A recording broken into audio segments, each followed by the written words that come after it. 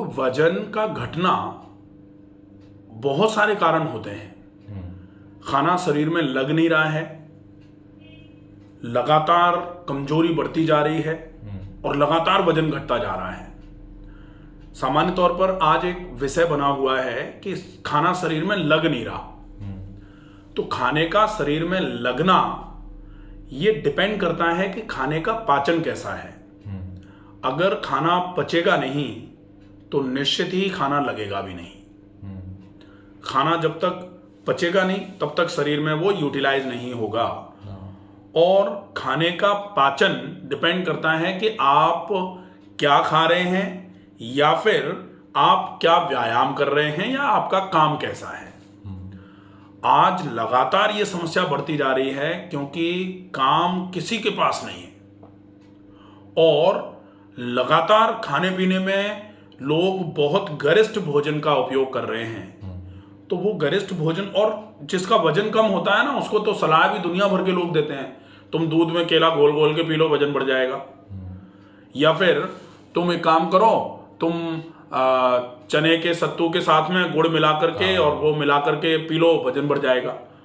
भाई वजन का घटना बीमारी की वजह से है और बीमारी चीख चीख के कह रही है। एंडोस्कोपी करा ली अपन ने। अब इस एंडोस्कोपी में बिल्कुल क्लियर लिखा हुआ है कि कॉर्पोरल और एंट्रल गैस्ट्राइटिस आई है।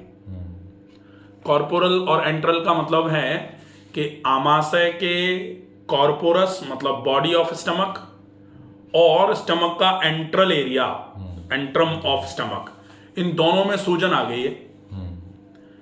इन दोनों की सूजन की वजह से जो भी आप खा रहे हो वो डाइजेस्ट नहीं होगा और जब तक डाइजेस्ट नहीं होगा तब तक तो शरीर में लगेगा कैसे। अब खाना पच रहा नहीं है और अपन कहें कि तुम चने खा लो या तुम मूंगफली खा लो या अखरोट खाओ, बादाम खाओ, भर भर के खाओ, तो पाचन की क्षमता अगर कमजोर हो ऐसे समय में सबसे पहले पाचन की क्षमता को बढ़ाने का काम किया जाए, ना कि वजन बढ़ाने के चक्कर में गरिष्ठ भोजन। ठीक है। और पाचन की क्षमता किसी कमजोर व्यक्ति से कैसा काम लेना चाहिए। कोई कमजोर व्यक्ति है तो उससे हल्का फुल्का ही तो काम लिया जा सकता है। पाचन का तंत्र अगर कमजोर है तो वो चीजें जो पचने में बहुत टाइम लेती हैं, बहुत गरिष्ठ हैं, बहुत भारी हैं, अगर पाचन तंत्र में हम उनको भरेंगे तो पाचन तंत्र पे तो लोड ही पड़ेगा। वो तो पहले से ही परेशान है बेचारा, और ज्यादा गड़बड़ हो जाएगी। हैवी तो मैं खा भी नहीं पाता, अगले दिन मेरे को दिक्कत लगने लगती है। डेफिनेटली खाना ही नहीं चाहिए। तब तक हैवी नहीं खा सकते जब तक आपका पाचन तंत्र उस हैवी को पचाने के लायक नहीं हो जा रहा। और जैसे ही पाचन तंत्र उसको पचाने के लायक हो जाएगा तो फिर धीरे धीरे करके खाना बढ़ाना चालू कर देना। अब जैसे जैसे खाना पचना चालू होगा, आप खाना ज्यादा खाना चालू करोगे, खाना पचेगा, शरीर में ऊर्जा मिलेगी, सबसे पहले कमजोरियां दूर होंगी, सबसे पहले वजन नहीं बढ़ेगा। ऐसा नहीं कि वजन शरीर में ऐसे फूलना चालू हो जाए। आजकल और वो चूरन चटनियां चले हैं ना कि चूरन खा लो फिर बहुत खाना खाया जाता है, उससे वजन बढ़ जाता है। 2-4-5 ऐसे लोगों से मिलना जिनने ऐसे तरीके से बढ़ाया है वजन, बाद में फिर सांस दम भरती है उनकी चलने फिरने में भी, बहुत नुकसान करता है वो चूरन। जो स्टेरॉइड की गोलियां मिला करके दिया जा रहा है ना लोगों को, बड़ा नुकसान करता है वो। तो कोशिश ये करनी है कि कैसे भी करके सबसे पहले अपने पाचन की क्षमता को बढ़ाना है। और पाचन की क्षमता अगर बढ़ानी है तो सबसे ज़्यादा फोकस करना है व्यायाम पर, क्योंकि पाचन की क्षमता बढ़ाने में सबसे ज़्यादा हेल्पफुल जो प्रक्रिया है, जो इलाज है, वो नियमित व्यायाम करना है। अब नियमित व्यायाम हम करते नहीं क्योंकि हमें कमजोरी है। हमें लगता है हम तो कमजोर हैं, हम तो चलने में थक जाते हैं। आप कह रहे हो ज़्यादा व्यायाम करो तब ठीक होगा। तो ज़्यादा व्यायाम करने से सबसे पहले भूख खुलेगी और जैसे ही भूख खुलेगी, कहा जाता है कि अर्ध रोग हरी निद्रा, आधे रोगों को तो हरती है नींद, और सर्व रोग हरी शुदा। भूख अगर खुल गई, भूख अगर बढ़ गई तो सारे रोगों का हरण कर लेती है, वो सारे रोग अपने आप खत्म हो जाते हैं। लेकिन भूख बढ़ती कब है? भूख ऐसा नहीं कि भूख वर्धक एंजाइम खा खा के भूख बढ़ा लो, काम करना नहीं बिल्कुल भी, तो फिर थोड़े बहुत समय के लिए बढ़ेगी, उसके बाद फिर गड़बड़ हो जाएगी। भूख सही असली भूख बढ़ानी है ना तो खूब काम करो, काम नहीं है तो खूब व्यायाम करो, अपने आप ही बढ़िया भूख लगना चालू हो जाएगी, अपने आप अच्छे तरीके से पेट साफ होना चालू हो जाएगा। अब बात आती है कि क्या करो, क्या व्यायाम है, क्या काम है, कौन से प्राणायाम है। खाने में हल्का तो कह रहे हैं लेकिन क्या खा सकते हैं। तो सबसे अच्छा तरीका वजन बढ़ाने के लिए कुछ समय तक तो आप सब्जी, उबली हुई, फलों की मात्रा ज्यादा और वेजिटेबल खिचड़ी, इस पर रह जाओ। जब ये पचना चालू हो और इसके साथ में व्यायाम क्या करना है, आप धीमी गति से ही बेशक लेकिन कम से कम 40 मिनट टहलो और फिर थोड़ी देर के लिए जोड़ों का व्यायाम कर लो। मांसपेशियां भी मजबूत होनी जरूरी है, नहीं तो धीरे धीरे करके ये मसल जो है ना, डेल्टॉइड मसल खत्म हो जाती है, बाइसेप खत्म हो गए, ये मसल पूरी बिल्कुल कमजोर हो गई, पैर बिल्कुल सूख गए। हाँ बिल्कुल हो जाएगा, क्योंकि मसल धीरे धीरे करके कमजोर हो रही है। तो सारी ही मांसपेशियां बहुत अच्छे तरीके से काम करती रहें, इसके लिए बहुत जरूरी है सारे जोड़ों का व्यायाम करना।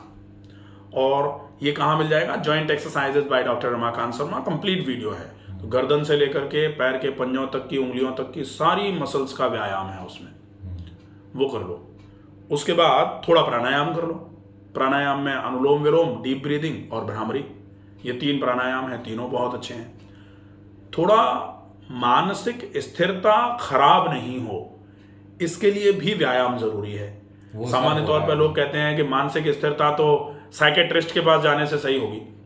अब साइकेट्रिस्ट के पास जाके अभी इस उम्र में ही दवाइयां खाना चालू कर दोगे, ब्रेन सेडेटिव्स दे दी जाएंगी, एंटी साइकोटिक ड्रग्स जिनको एंटी डिप्रेसेंट्स बोला जाता है, वो अगर अभी से लेना चालू कर लिए, और अभी से मतलब नहीं है, अगर जरूरत पड़ती है तो लेने भी पड़ते ही हैं, लेकिन अभी आपको उतनी आवश्यकता है नहीं। अभी से दवाइयों की तरफ झुकने की बजाय व्यायाम की तरफ झुकाव बनाओ।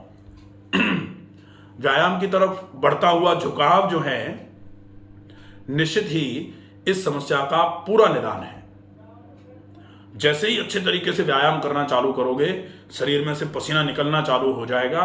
ये जो सर्दी, कान बार बार ढक के रखना, ऐसे मफलर लगा के रखना, ग्लव्स लगा के रखना, सर्दी है तो डेफिनेटली जरूरी होता है, लेकिन इतना भी ज्यादा अपने आप को कोमल नहीं बना देना है कि सिंपल सा भी थोड़ी ठंडी हवा में निकल गए तो जुकाम हो गया और फिर जुकाम 15 दिन तक जा ही नहीं रहा। अपने वैसे भी डीएनएस है आपको, तो नाक तिरछी है आपकी, तो ये नहीं हो, इसके लिए जरूरी है नाक में दिन में 3-4 बार गाय का घी डालो।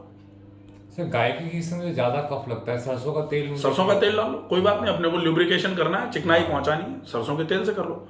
तो ये कंप्लीट रूटीन है, व्यायाम, खाना और थोड़ा इलाज में रात को सोने के पहले गुनगुने पानी में पैर और नाक में गाय का घी, ये उपयोग में ले लो। इससे बिल्कुल क्लियर, धीरे धीरे करके वजन बढ़ना चालू होगा। और वजन का बढ़ना निश्चित ही ये बिल्कुल कंफर्म रखो कि जितना भारी खाओगे वजन उतना गिरेगा। पचाने में दिक्कत। हाँ, क्योंकि जितना अपच होगी, जितना अजीर्ण होगा, जितना पेट खराब रहेगा, तो वजन तो फिर गिरेगा ही। और अच्छा, वजन गिरेगा, साथ में कमजोरी बढ़ जाएगी, शरीर बिल्कुल निढाल हो जाएगा, क्योंकि शरीर और पाचन तंत्र आज कमजोर है, कल बहुत कमजोर हो जाएगा। तो बढ़ती हुई पाचन तंत्र की कमजोरी तो रोगों के लिए निमंत्रण का कार्ड होती है। पाचन तंत्र जितना कमजोर है, शरीर ये मान लो, क्या आपने लिख लिख के सारी बीमारियों को निमंत्रण दे रखा है कि भाई कोई भी कभी भी आ जाएगी, प्रॉब्लम हो जाएगी फिर तो। ठीक है, तो इसका खिचड़ी है तो वो अगर मैं बहुत ज्यादा वैसे खाऊंगा, मतलब ड्राई करके, मतलब गाढ़ी, हाँ, तो दिक्कत रहती है। और बहुत ज्यादा लाइट खाऊंगा तो मैं ज्यादा खा नहीं पाता, पेट भर जाता है। हाँ, तो गाढ़ी तो खानी नहीं है अपने को। हाँ, गाढ़ी खिचड़ी नहीं खानी चाहिए। खिचड़ी बिल्कुल लसी होनी चाहिए। हाँ, बिल्कुल ऐसी ही कि चम्मच को ऐसे चम्मच में उठाओ और ऐसे करके गिरो तो वो ऐसे गिरे। हाँ, ऐसी नहीं कि केक की तरह काट लो उसको, फिर तो वो बहुत गाढ़ी हो जाएगी, फिर तो वो खाने में भी नहीं आएगी और वो पचने में भी भारी हो जाएगी। ठीक है, तो बिल्कुल बढ़िया सूप की तरह बनाओ खिचड़ी। उसको बेशक 1 बार में नहीं, 2 बार में खाओ, 3 बार में खाओ, कोई दिक्कत नहीं, चलेगा। थोड़ा करके खा लो, बढ़िया रहेगा। इससे कितने अंतराल में, जैसे लंच करना, हर 2 घंटे में खा लो, 2.5 घंटे में खा लो, वो चलेगा, कोई दिक्कत नहीं है। लेकिन ये लंबे समय तक नहीं चले। हाँ, ये अभी के लिए तो ठीक है, धीरे धीरे करके व्यायाम करना चालू करो, पचना चालू हो जाएगा। फिर धीरे धीरे करके ये चीजें जो बार बार मल्टीपल डाइट्स है ना, वो घुमा फिरा के अपने को लेके तो आना है 3-4 बार में ही, 3 बार में ही, ठीक है। क्योंकि अपन उस कहावत को भूलेंगे नहीं, कहा जाता है एक भुक्तम महायोगी, दो भुक्तम महाभोगी, त्रिभुक्तम महारोगी। तो 7 बार 8 बार खाने वाले को क्या बोलोगे?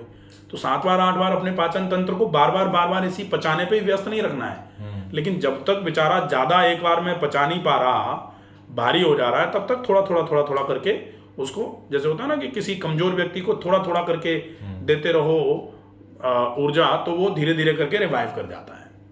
एक बार में ही दे दिया भर के तो वो पचा ही नहीं पाएगा और जब गड़बड़ हो जाएगी। तो मैं एक साथ ही खा लेता हूँ कि दोबारा नहीं खाना पड़ेगा। नहीं, एक साथ मत खाओ, एक साथ खाना नुकसान करेगा। और एक बार में कितनी खिचड़ी लें? मतलब एक बार में उतनी जितने में आपको ऐसा लगे। कहा जाता है ना कि कितना खाएं, तो कितना का मतलब होता है half of the stomach should be filled with solids, 1/4 with liquid, 1/4 should be empty. तो 1/4 तो हमेशा खाली ही छोड़ना चाहिए। ऐसा नहीं कि यहाँ तक भर दिया, यहाँ तक भरेंगे तो भी प्रॉब्लम है। ठीक है, ठीक है।